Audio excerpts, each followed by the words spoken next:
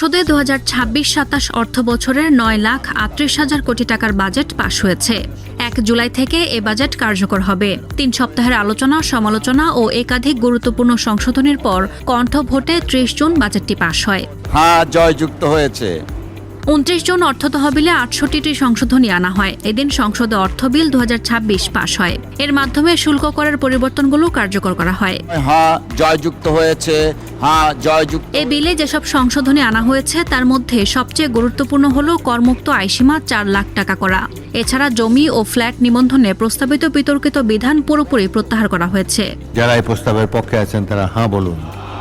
30 June budget পাশের আগে বিভিন্ন মন্ত্রণালয়ের ব্যয় নির্বাহের জন্য 59টি মঞ্জুরি দাবি উত্থাপন করেন সংশ্লিষ্ট মন্ত্রীরা। দাবিগুলো কণ্ঠভোটে অনুমোদিত হয়।